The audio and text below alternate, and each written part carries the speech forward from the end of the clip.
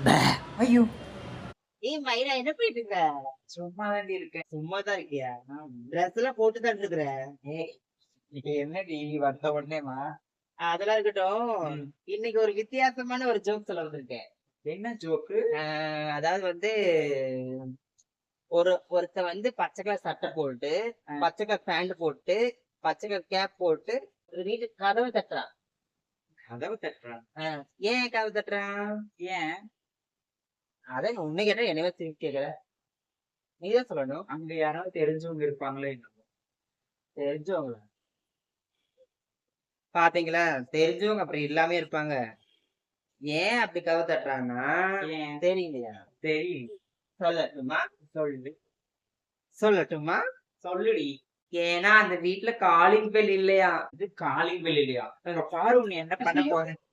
போடி.